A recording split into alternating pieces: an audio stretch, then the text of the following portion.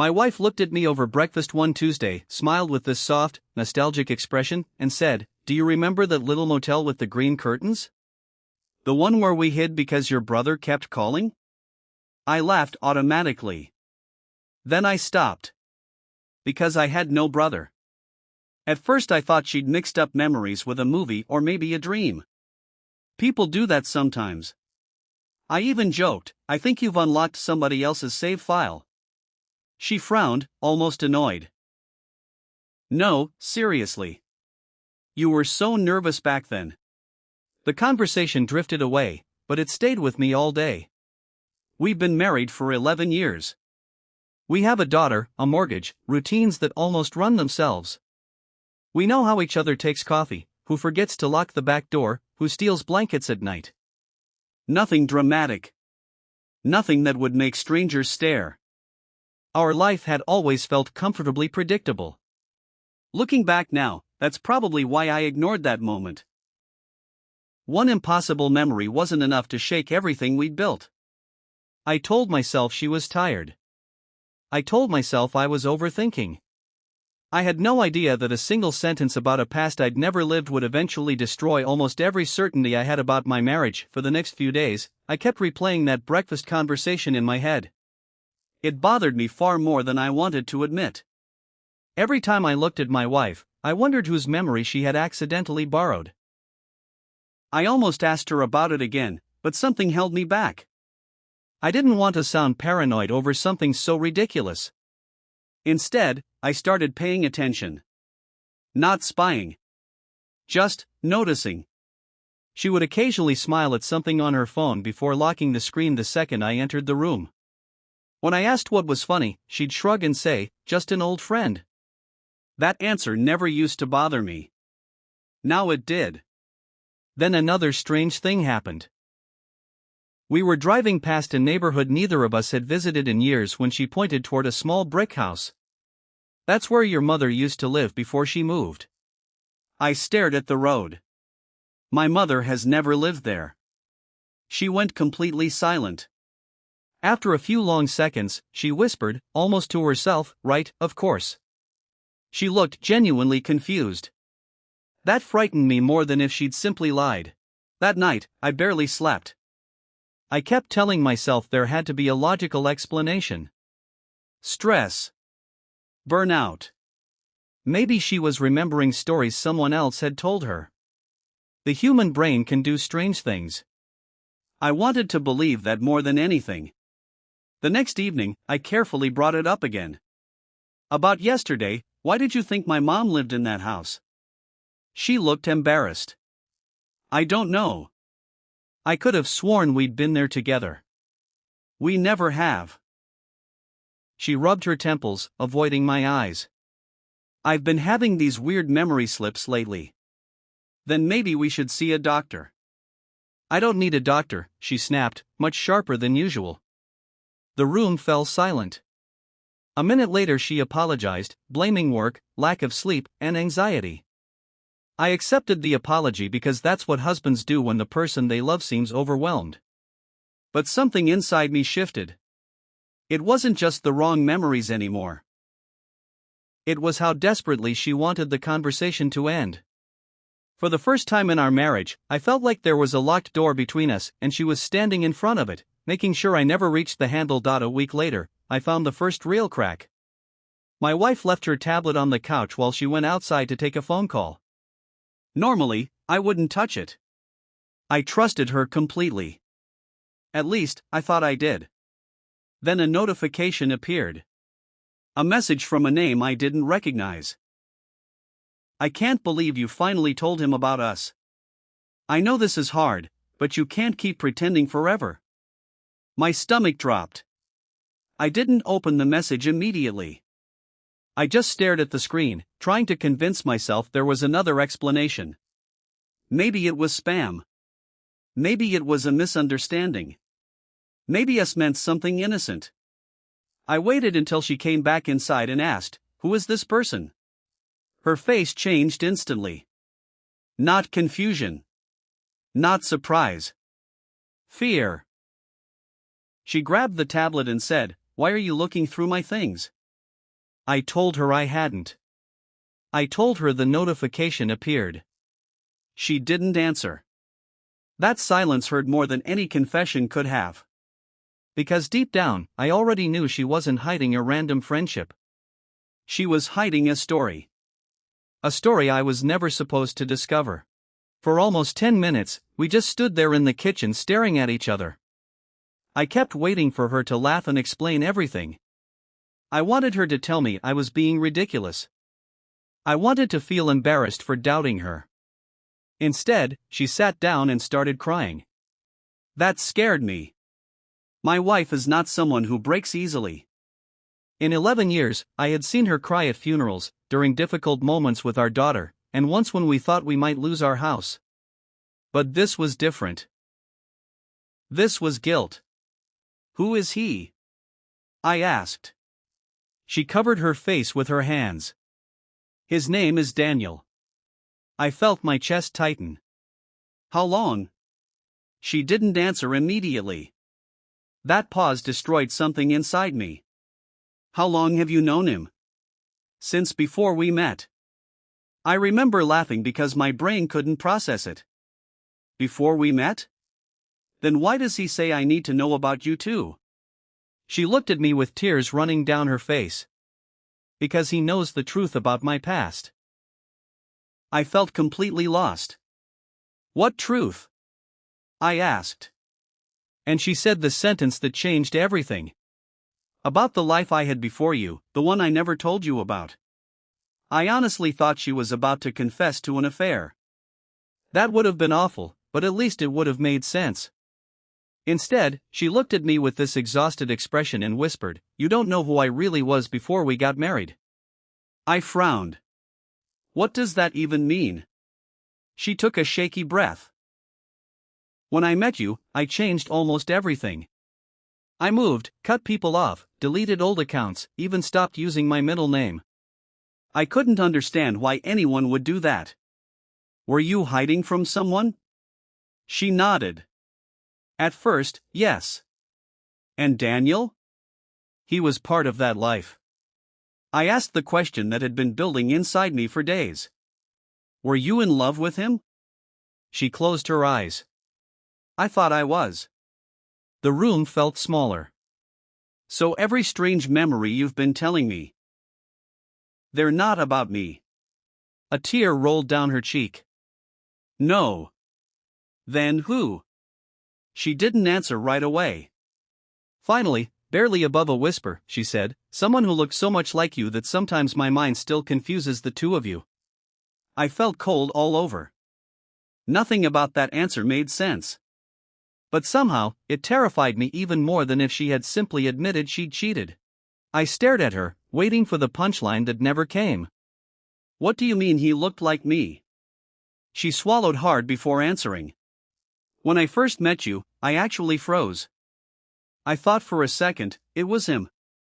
I felt sick. So you married me because I reminded you of another man? No, she said immediately. It wasn't like that. Then explain it. She struggled to find the words. He wasn't just someone I dated. We were together for years. We planned a future. We even talked about children. Every sentence landed like a brick. You never mentioned any of this. I buried it. Why? Her eyes filled with tears again. Because of how it ended. I wanted details, but I was almost afraid to hear them. What happened? She hesitated so long that I thought she wouldn't answer. Finally, she whispered, "He disappeared." What does that mean? He left one morning and never came back. No goodbye. No explanation. His family acted like they didn't know anything. I spent months looking for him. I looked at the woman I'd shared half my life with. She wasn't remembering our past. She had been carrying someone else's past into our marriage all along. I wanted to believe that was the end of it. A tragic first love, unresolved grief, buried memories. Painful, but survivable. Then I asked the question I probably should have asked much earlier. Why did Daniel text you now? She didn't answer. I asked again. Her voice barely came out. Because he found him. I felt my heart slam against my ribs. Found who? She looked straight at me. Adam. The name meant nothing to me. But the look on her face did. He isn't dead? No. So where has he been all these years? She shook her head. I don't know everything. I stood up and started pacing. So let me get this straight. Your ex vanished over a decade ago. You married me. Built a family with me. And now one message shows up, and suddenly you're talking about memories that belong to another man. Tears streamed down her face. I never wanted this. But it's happening. She nodded. Then she whispered the sentence that made my blood run cold. Daniel says Adam has amnesia, and he remembers me as if I never disappeared from his life. For the first time since this nightmare began, I wondered whether our marriage had ever truly been ours. I told her it was insane. Not in a cruel way.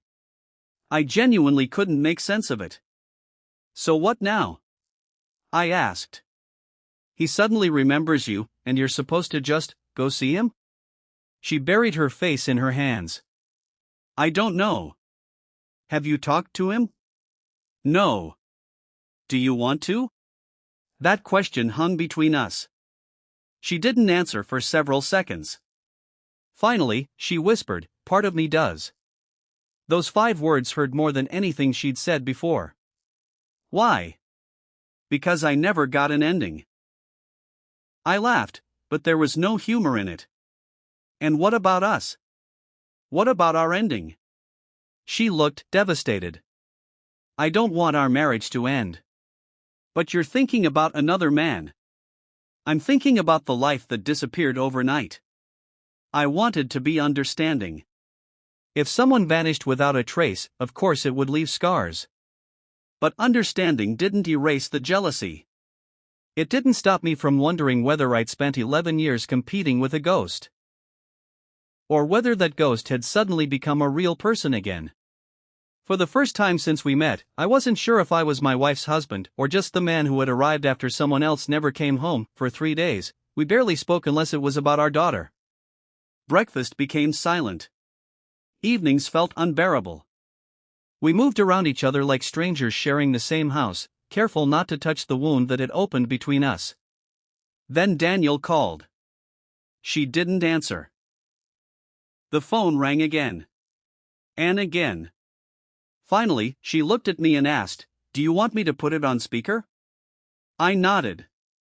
A man's voice filled the kitchen.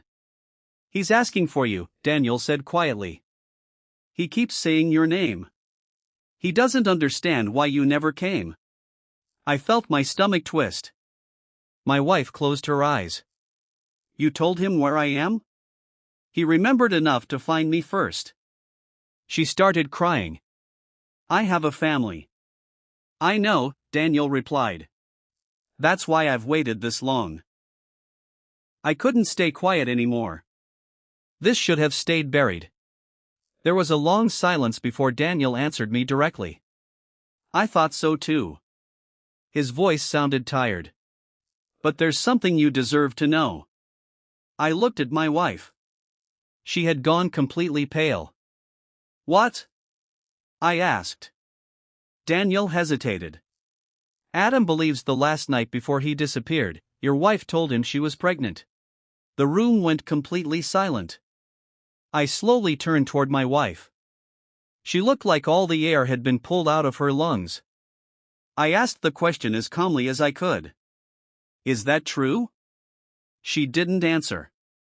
I asked again. "Were you pregnant?" She nodded once. So slightly I almost missed it. "Yes." My knees felt weak, and I grabbed the back of a chair to steady myself. "You told me you'd never been pregnant before our daughter." "I know." "So you lied." I was terrified. I couldn't tell if I was shaking from anger or disbelief. "What happened to the baby?" Her sobs became uncontrollable. "I lost it." I wanted to believe her immediately, but too many lies had already been uncovered. When? A few weeks after Adam disappeared. Did you ever tell him? She looked at the floor. He was already gone. Every answer only created more questions. Daniel spoke again through the phone. She searched for him for months. We all did. I barely heard him. All I could think about was the woman I'd loved for 11 years.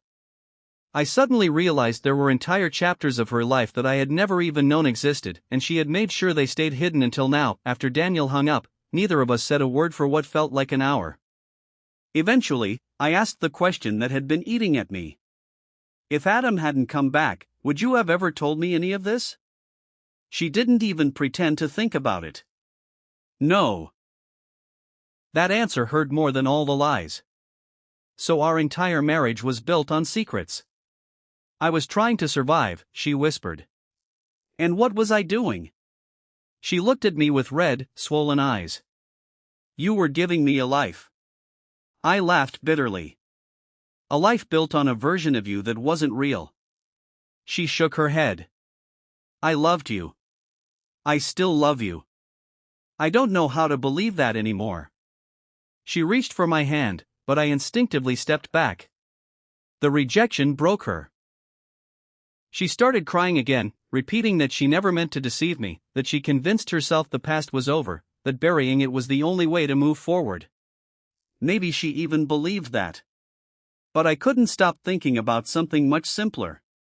Every important decision I'd made, marrying her, buying our home, planning our future, had been made without knowing who she really was or what she'd left behind. A week later, she asked if I would come with her to meet Adam. I honestly thought I'd misheard. You want me there? She nodded. I don't want to face him alone. I stared at her for a long time before answering. I don't think I'm the person you need beside you. She looked devastated.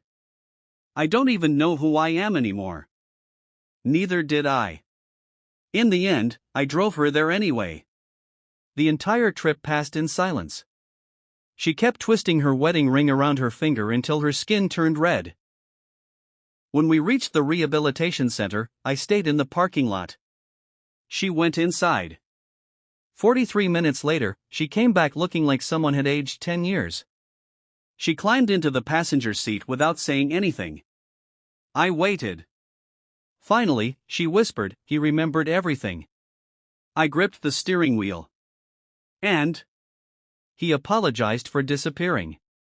I frowned. For disappearing? She nodded through tears. He had been in a serious accident. He spent years moving between hospitals under the wrong identity. By the time his memory started returning, almost everyone from his old life believed he had chosen to leave. For the first time, I realized there wasn't a villain. Just three broken people trapped in the consequences of one terrible twist of fate. The months that followed were somehow harder than the discovery itself. There was no dramatic affair to expose. No secret apartment. No double life happening behind my back. Instead, there was grief. Old grief colliding with the life we had built together. My wife started seeing a therapist. I did too, although I hated admitting I needed one. We tried couples counseling, but every conversation circled back to the same question. Can trust survive a truth that arrives 11 years late? Neither of us had an answer. Adam never tried to take her away from me. In fact, he sent a message through Daniel saying he wouldn't contact her again unless she wanted it. He said he couldn't bear the thought of destroying another family after losing his own chance at one. That should have made me feel relieved. Instead, it made everything sadder. Because I finally understood that my wife hadn't been choosing between two men. She had been living between two unfinished lives. One was stolen from her without warning. The other had been built on silence. I loved her. I still did. But love and trust had stopped meaning the same thing. It's been almost 2 years since that breakfast conversation about a motel I'd never seen. We're still legally married. But our marriage isn't the same one we started with. For 6 months, we lived separately. We both needed space to figure out whether there was anything left to save. Eventually, I moved back home, not because everything was fixed, but because we decided our relationship deserved honesty for the first time. We don't hide difficult conversations anymore. If a memory surfaces, she tells me. If I'm angry, I say it instead of pretending I'm fine. Some days it feels like we're building an entirely new marriage from the ruins of the old one. Other days, I wonder if I'm simply learning to live with a crack that will never disappear. People always ask whether I forgave her. I honestly don't know. Forgiveness isn't a single decision. It's something you either keep choosing every day or quietly stop choosing without realizing it. What I do know is this: secrets don't stay buried forever. They wait. They grow around your life until one ordinary morning, over coffee and toast, your wife smiles and starts talking about a past that you definitely didn't live with her. And from that moment on, neither of you can ever go back.